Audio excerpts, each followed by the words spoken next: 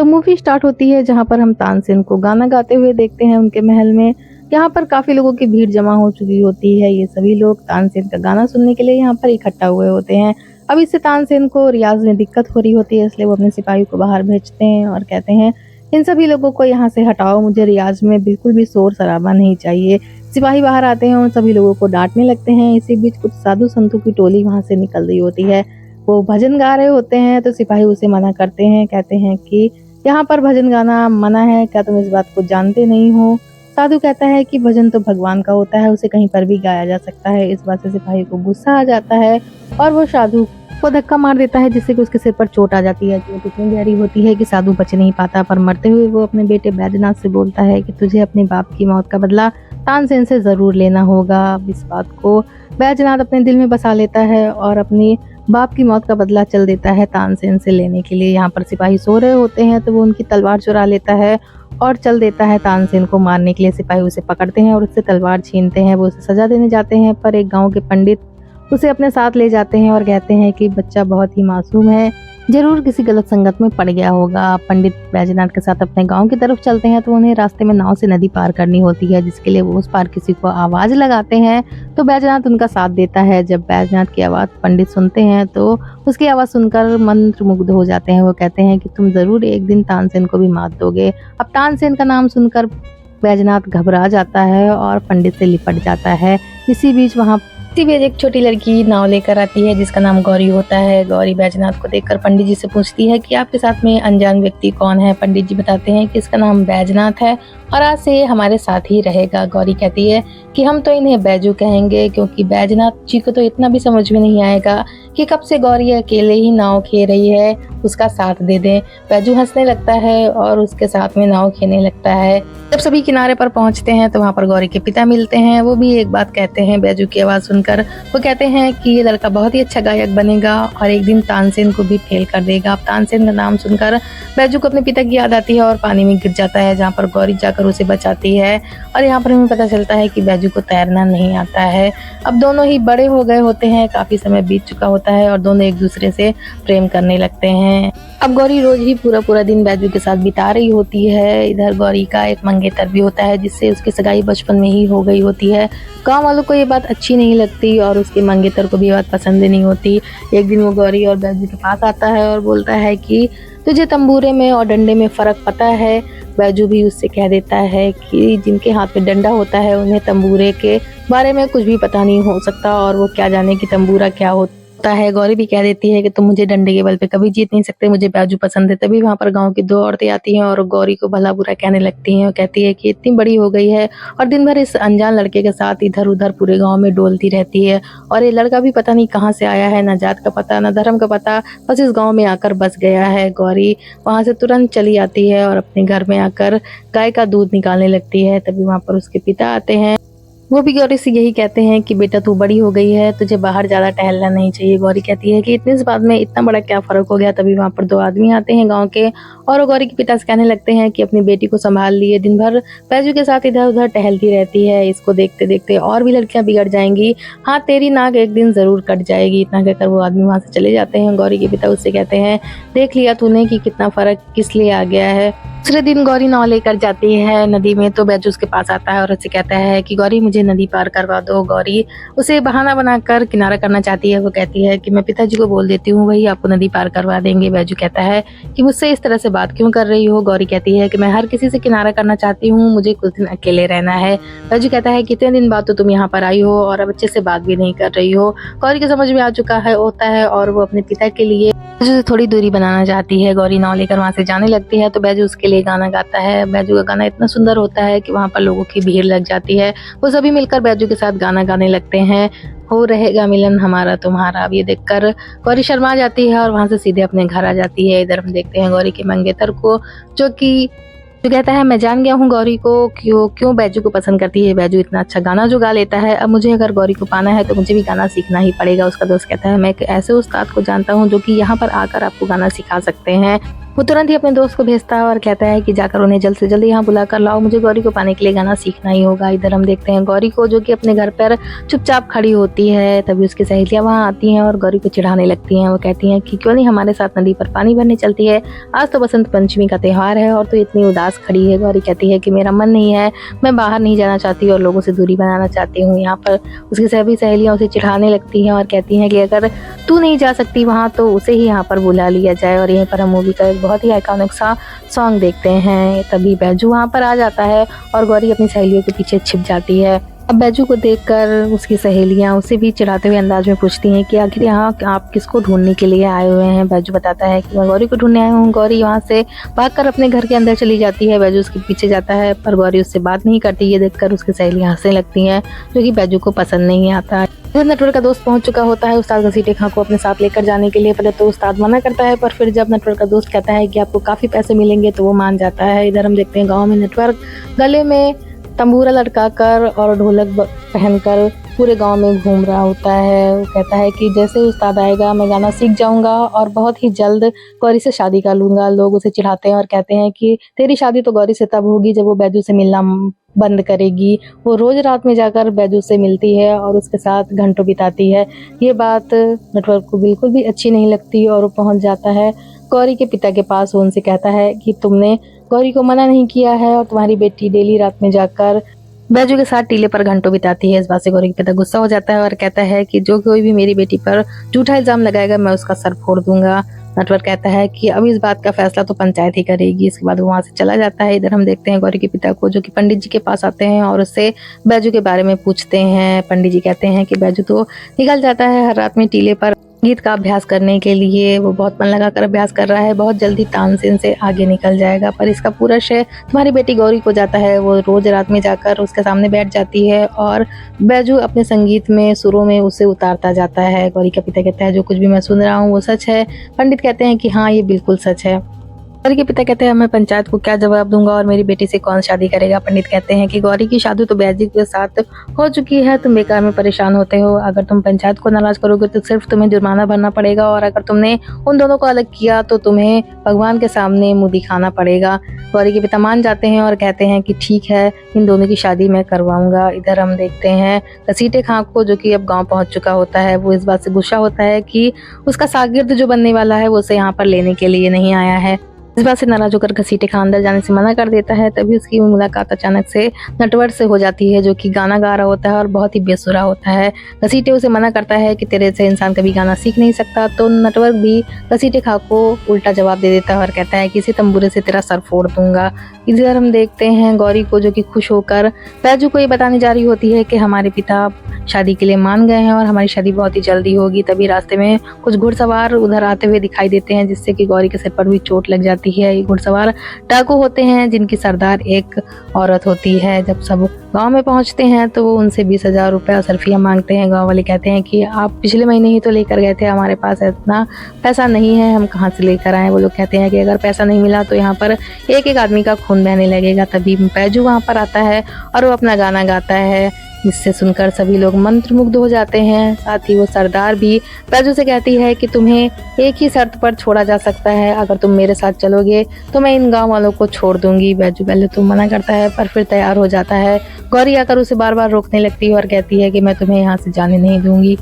उस महिला सरदार को बैजू का गाना इतना पसंद आता है कि वो बैजू को अपने साथ ले जाने को ही एकमात्र उपाय बताती है, वरना सबका खून बहाने की बात करने लगती है। यहाँ पर पंडित जी गौरी को समझाते हैं कि बैजू हम सबको बचाने के लिए ही तो जा रहा है, तुम्हें भी सब्र रखना चाहिए। इधर हम देखते हैं बैजू निकल जाता है उस डाकुओं की टोली के साथ अपने गाँव को बचाने के लिए।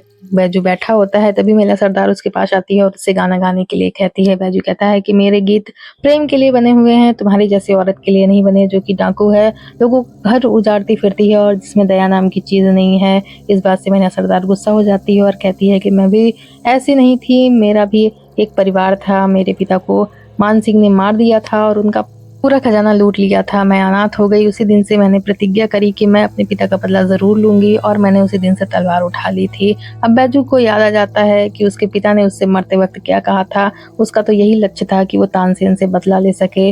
बैजू उससे कहता है कि अच्छा हुआ तुमने मुझे याद दिला दिया, मेरा भी यही लक्ष्य था, मुझे भी किसी से बदला लेना था। गौरी के प्यार ने मुझे सब कुछ भुला दिया था, पर तुमने आज मुझे सब कुछ याद दिला दिया है। बैजू तलवार उठाता है और वहाँ से निकल जाता है तानसेन से बदला लेने के लिए। यहाँ हम देखते हैं जब बैजू तानसेन के महल में पहुँचता है तो वह तानसेन अपने गाने का रियाज कर रहे होते हैं। उनका गाना इतना सुंदर होता है जिससे महल में अपने आप ही रोशनी होने लगती है। बैजू उनके गाने में खो जाता है और उसकी तलवार वहीं हाथ से छूटकर गिर जाती है, जिससे तानसेन का रियाज भंग हो जाता है और वो सितार बजाना बंद कर देते हैं। तभी बैजू होश आता है, वो तलवार उठाता है और तानसेन के सितार पर वार कर देता है। इसे देखकर तानसेन कहते हैं कि तुम्हें अगर मारना ही था तो मेरी गर्दन पर वार करना था, तुमने मेरे सितार के तारों को क्यों तोड़ दिया। बैजू कहता है तुम्हारा ये सितार मुझे मेरे मार्ग से भटका रहा था, मुझे तुम्हारी गर्दन चाहिए, तुमसे बदला लेना है मुझे। तानसेन कहते हैं कि इसका मतलब है तुम संगीत की अच्छी समझ रखते हो, अगर तुम मुझको मारना ही चाहते हो तो मुझे संगीत में हरा कर दिखाओ। तानसेन की जान तो संगीत में बसती है, तुम संगीत की समझ रखते हो तो कोई ऐसा दर्द भरा नगमा तैयार करो जिससे तानसेन की मौत अपने आप ही हो जाए। सैनिक बैजू को लेकर जाने लगते हैं तो तानसेन पूछता है कि आखिर तुमने मुझे ये नहीं बताया कि तुम्हें मेरी गर्दन चाहिए क्यों थी। बैजू कहता है कि समय आने पर तुम्हें ज़रूर पता चलेगा कि मुझे तुम्हारी गर्दन क्यों चाहिए थी और वो समय ज़रूर आएगा। अब बैजू खुद को सुधारने के लिए, खुद को संवारने के लिए, संगीत में बहुत ही अच्छा करने के लिए इधर उधर भटकता रहता है। फिर उसे याद आता है कि उसे अगर तानसेन से लड़ाई करनी है तो तानसेन के गुरु हरिदास के पास ही जाना होगा। उन्होंने ही तानसेन को शिक्षा दी थी और वही मुझे इस काबिल बना सकते हैं कि मैं तानसेन को हरा सकूं।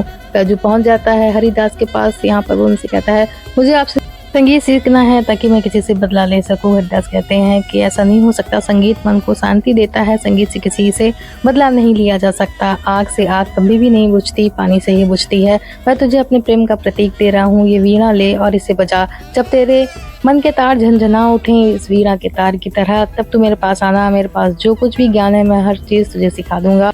जो वीणा को लेता है और माथे पर लगा लेता है, उसे लेकर वो भगवान की मूर्ति के सामने जाकर बैठकर बजाने लगता है। वीणा बजाते हुए वो गौरी को याद कर रहा होता है। इधर हम देखते हैं पंडित जी को, जिनके पास गौरी आती है। वो पूछती है कि क्या बैजू का कुछ अता पता चला। पंडित जी कहते हैं मेरी कमर टेढ़ी हो गई पर मुझे बैजू का कोई पता नहीं चल पा रहा है, पता नहीं वो कहाँ चला गया है। तभी वहाँ पर गौरी के पिता आते हैं तो पंडित उनसे पूछते हैं आज तो नटवर ने पंचायत बुलाई थी, क्या फैसला हुआ। गौरी के पिता कहते हैं कि क्या ही फैसला होगा, हर कोई हंस रहा है और कह रहा है बिन ब्याही बेटी को कब तक अपने घर में बैठाल के रखेगा।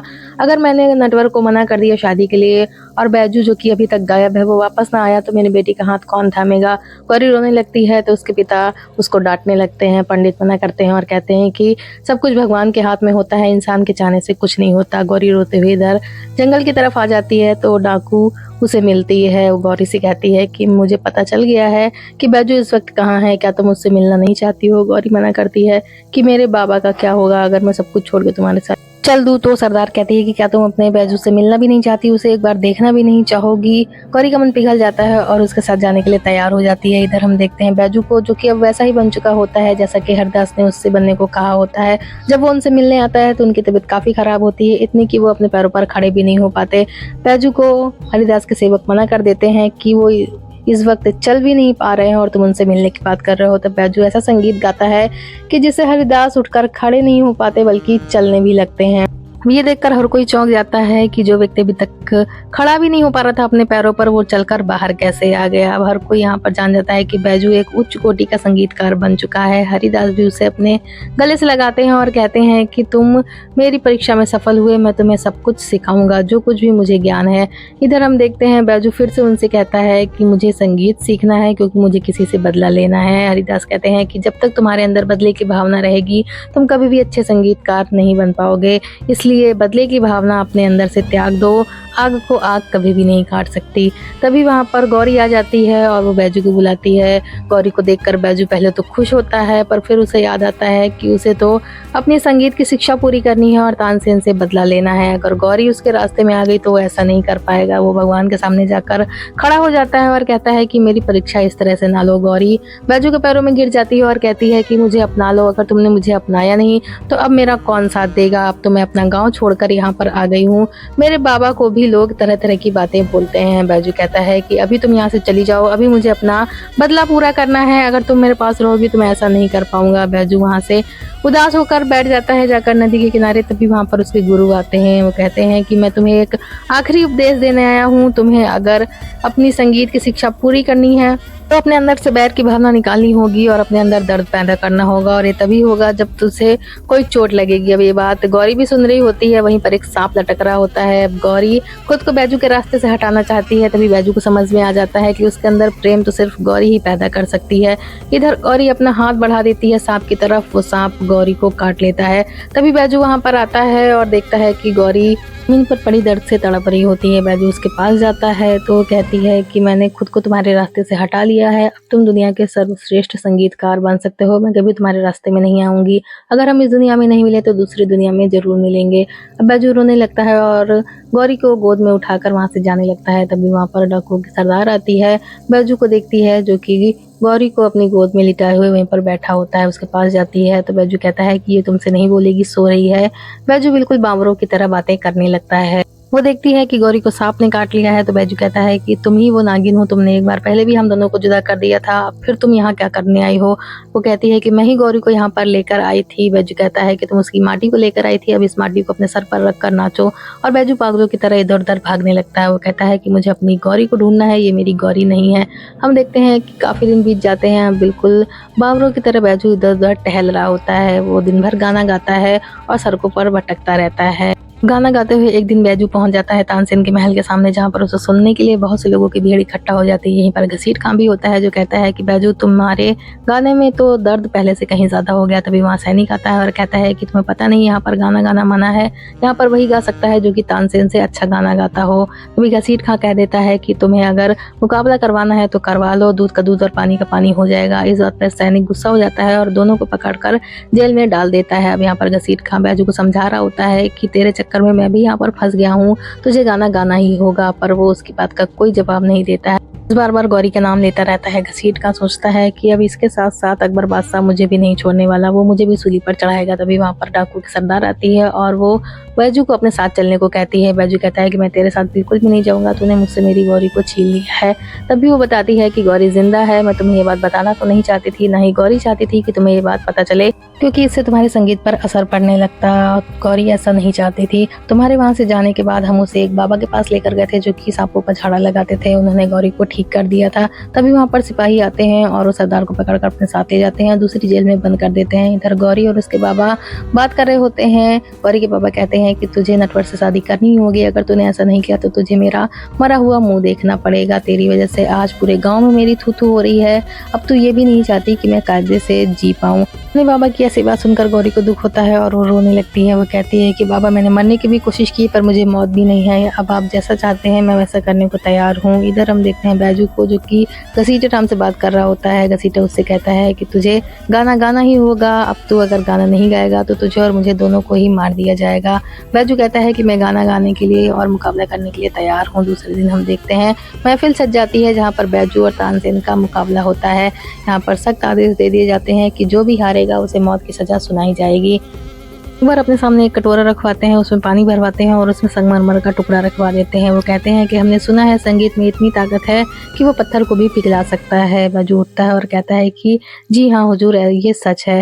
वो कहते हैं कि तुम दोनों में से जिसने भी ऐसा किया उसे हम मुंह मांगा इनाम देंगे और जो भी हारेगा उसे हमारी तरफ से मौत की सजा दी जाएगी। अब तानसेन और बैजू दोनों अपना अपना गाना शुरू करते हैं। इसी बीच हम देखते हैं तानसेन की सितार का तार अचानक से टूट जाता है, पर बैजू अपना गाना चालू रखता है और तानसेन भी वहीं बैठकर देखने लगते हैं। बैजू का गाना इतना अच्छा होता है कि वहां पर खड़ा हर इंसान मंत्रमुग्ध होने लगता है। इसी बीच एक ब्लास्ट होता है जिसमें कि वो शीशे का बर्तन टूट जाता है और संगमरमर पूरी तरह से पिघल चुका होता है। अब सभी लोग उठकर बैजू को गले लगाने लगते हैं। तानसेन खुद आते हैं और कहते हैं कि बैजू आज तुमने मुझे भी हरा दिया।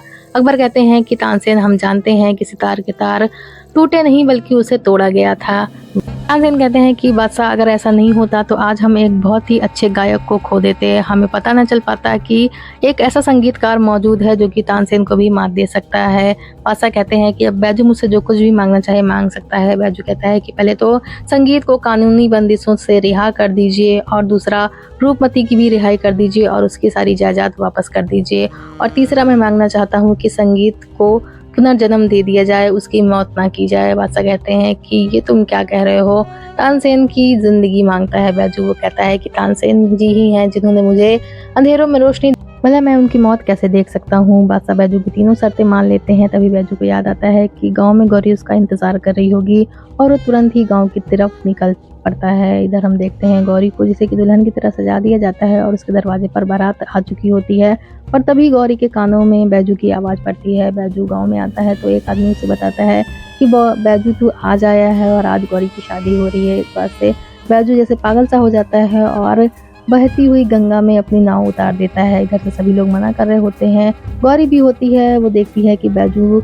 ने गंगा में नाव उतार दी है तो वो भी गंगा में कूद जाती है। इधर सभी लोग इकट्ठे हो जाते हैं गंगा के पास और सभी लोग बैजू और गौरी को बचाने की कोशिश कर रहे होते हैं। गौरी के पिता भी कूद जाते हैं नदी में, पर बैजू और गौरी एक दूसरे के पास पहुंच चुके होते हैं। बैजू गौरी से बार बार कहता है कि मैं नहीं बच पाऊंगा, तुम्हें भी यहाँ से चले जाना चाहिए, पर गौरी नहीं मानती और कहती है कि हम साथ जी नहीं पाए तो साथ मरेंगे जरूर, और दोनों ही यहाँ पर डूब जाते हैं।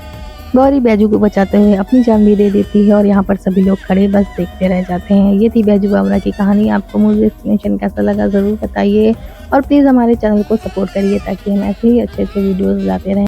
चैनल को सब्सक्राइब करिए, लाइक करिए एंड शेयर करिए।